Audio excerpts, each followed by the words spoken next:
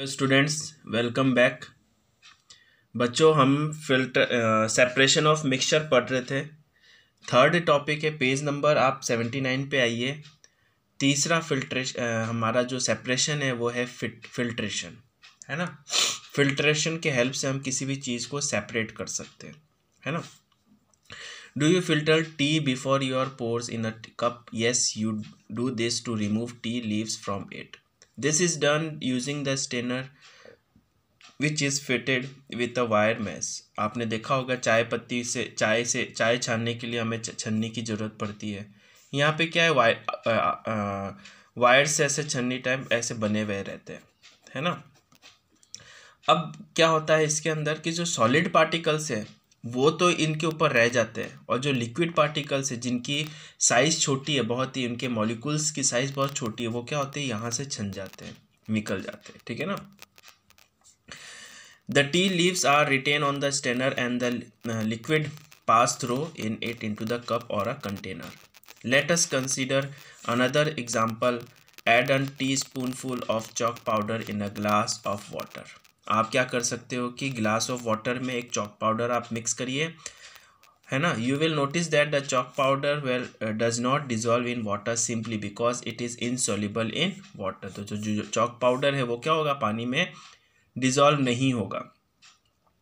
You can separate chalk powder from water by use it filter. आप क्या कर सकते हैं, फिल्टर के हेल्प से उस चॉक पाउडर को डिजॉल्व नहीं फिल्टर के सेपरेट कर सकते। तो हम यहाँ पे क्या देख रहे हैं कि ऐसे दो सब्सटेंस जो आपस में डिजॉल्व नहीं हो सकते हैं, है ना, उनको हम इस तरीके के फिल्टर के हेल्प से क्या कर सकते हैं, सेपरेट कर सकते हैं।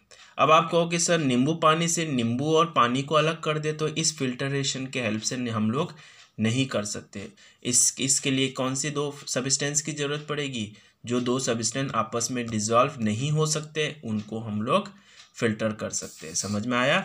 The piece of cotton, sand paper, thin cloth और a filter paper etcetera can also be use as a filter. हमने देखा होगा कभी कभार जो है, एक एग्जाम्पल, लाइफ एग्जाम्पल ये है कि आपने देखा होगा कि कभी कभार दूध फट जाता है ना। तो हम क्या करते हैं कि जो छन्नी कपड़ा होता है, जैसे चुन्नी का कपड़ा वगैरह हो गया, इससे क्या होता है, उस दूध को हम डालते हैं, जिसके वजह से जो लिक्विड पार्ट होता है वो तो निकल जाता है और अंदर जो पनीर पार्ट होता है वो क्या होता है, अलग हो जाता है। तो ये कुछ एग्जाम्पल है फिल्ट्रेशंस के, जो कि हम आराम से किसी भी दो सब्सटेंस जो आपस में मिक्स नहीं हो सकते उनको हम सेपरेट कर सकते हैं। तो फिल्ट्रेशन का एक डेफिनेशन यहाँ पे आप लोग देख लीजिए। The process of separating the insoluble and suspended solid. Suspended का मतलब होता है सस्पेंड हो जाना, किसी भी चीज़ में नीचे जमा हो जाना। इनसॉल्युबल बोल दो या तो सॉल्युबल नहीं है, of various size from the liquid using a filter is called as filtration. The size of the hole in the filter depend upon the size of the particle which can be removed. अब जैसा whole होगा, मान लो कि बहुत बड़े बड़े whole है, तो ये चाय की पत्ती भी क्या हो जाएगी, लिक्विड के साथ चली जाएगी। तो जैसा सब्सटेंस होगा कि साइज होगी, उसके हिसाब से क्या होगा, ये होल्स वगैरह रखा जाता है। होल्स वगैरह के हिसाब से जो है, सब्सटेंस की साइज के हिसाब से ये सब जो है बनाया जाता है, ठीक है। The size of the holes is depend upon the size of the particles which are to be removed. Tea is filtered through a sieves, whereas water can be filtered using a moussine cloth और filter paper. मौसिन cloth क्या होता है, चमकीला cloth होता है ना, चमकीला colour का जो है कपड़ा होता है, जिसके हेल्प से हम आराम से फिल्टर कर सकते हैं। To filter substance in large quantity quickly, other porous substance like cotton, glass, wool, charcoal, layers of sands can be used as a filters. हम इन सब के हेल्प से फिल्टर को फिल्टर कर सकते हैं।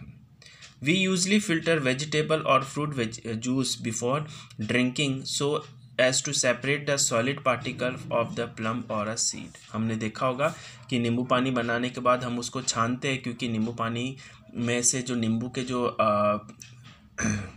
लीव्स के जो वेस्ट मटेरियल जो चाहिए नहीं होता है, या फिर सीड्स वगैरह होती है, उसको हमें नहीं पीना होता है, तो हम क्या करते हैं, उसको फिल्टर कर लेते हैं, छन्नी से छान लेते हैं, ताकि वो इजीली तरीके से छन जाए। Similarly you might have seen your mother prepare paneer. मैंने बताया था आपको, कॉटेज एग्जाम्पल बताया था पनीर के लिए, she add a few spoon of lemon juice to warm milk when it curds coalesce to form solid particle of paneer, this paneer is then separated from the curd milk by filtering it through a machine clothes or any other fine cotton cloth। समझ में आया? तो ये बहुत ही अच्छा है, ये हम लाइव एग्जांपल अपने घरों में भी देख सकते हैं और बहुत इजी तरीके से है। ये कब काम आएगा? जब दोनों ही सब्सटेंस क्या होंगे, आपस में सॉल्युबल नहीं होंगे। समझ में आया? तो कुछ इस तरीके से हम लोग पढ़ते हैं। आगे देखते हैं, आप ये एग्जांपल भी देख सकते हैं। ऐसा कुछ फिल्टर पेपर्स आता है लैब के अंदर, जिससे हम जैसे रहते फर्नल होता है उसके अंदर हम रखते हैं और कोई भी चीज़ छान सकते हैं आराम से। ठीक है ना? तो ये एग्जांपल, ये एक्सपेरिमेंट आप के स्कूल में भी, हमारे स्कूल में भी करवाते होंगे टीचर्स। ठीक है ना? अगला है अपना विनोइंग। विनोइंग का मतलब होता है कुछ इस तरीके से, आप एग्जाम्पल में देखिए, है ना, कि जब धान वगैरह जब से वेस्ट मटेरियल निकालना होता है तो जिस डायरेक्शन में एयर फ्लो होता है उसी डायरेक्शन में एक हाइट तक ले जाते हैं और उसको नीचे आराम से गिराते हैं। तो क्या होता है कि जैसे ही वो नीचे गिराते हैं और अगर इस एरिया से अगर विंड आ रही है तो वो क्या करेंगे, उस हैवी विंड को, उस पर्टिकुलर वेस्ट मटेरियल को विंड क्या करेगा, बहा के उड़ा के ले जाएगा और रिमेनिंग पार्ट जो होंगे वो क्या होंगे, जो ग्रेन होंगे वो क्या होंगे, नीचे आपके आ जाएंगे। तो इसी को हम लोग विंग कहते हैं। Wing is use to separate the heavier and lighter component. तो लाइटर कंपोनेंट होगा उसको तो क्या करेगा, विंड अपने साथ उड़ा ले जाएगा और जो हेवियर होगा वो क्या होगा, नीचे अपने साथ में ज़मीन में बिछ जाएगा। तो इस तरीके से हम क्या कर सकते हैं, दो चीज़ों को सेपरेट कर सकते हैं, एक हैवियर या फिर लाइटर कंपोनेंट को। ठीक है ना? Of a mixture by wind और by blowing air. This method use by farmer to separate the husks from the grain.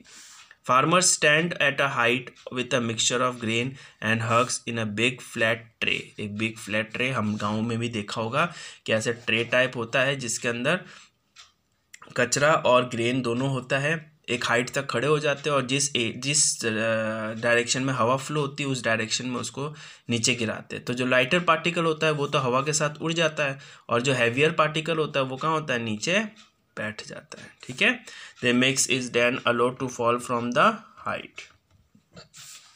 When it fall, the husks being lighter blow away and grain being heavier form a heap on the ground from where it is collected. आया समझ में? तो इस तरीके से मैं चौथा method हमारा है अवॉइंग, जब हैवियर और लाइटर पार्टिकल, और यहाँ पे हमने जो फिल्ट्रेशन पढ़ा था वो था हमारा एक इनसॉल्युबल या सस्पेंडेड सॉलिड को अलग करना कोई दूसरे से। ठीक है ना? अगला हम लोग देखते हैं, अगला सेंट्रीफ्यूगेशंस टॉपिक देते हैं। सेंट्रीफ्यूगेशंस क्या होता है? In this method, the particles of solid suspended in a liquid are made to settle down until the influence of constant force. In this method, the mixture containing suspended particle is rotated at a high speed in a centrifugation. आपने देखा होगा, इसका अच्छा example है कि हमने देखा होगा गांव में मटकी से जो है क्रीम निकालना होता है ना? तो मटकी के अंदर क्या करते हैं, रोटेट करते हैं। तो क्या रोटेट करते हैं अंदर जो मिल्क को, तो जो हैवियर पार्टिकल होता है वो क्या होता है, नीचे बैठ जाता है, मगर जो लाइटर पार्टिकल होता है वो क्या होता है, ऊपर आ जाता है। तो ये मेथड को हम सेंट्रीफ्यूगेशन लगता है क्योंकि इसके अंदर सेंट्रीफ्यूगेशन फोर्स लगता है। ठीक है ना? The heavier particles settle down in the container. Centrifugation method is used to separate the milk cream from milk. समझ में आया? रिमेनिंग पार्ट हम लोग जो है नेक्स्ट लेक्चर में पढ़ेंगे।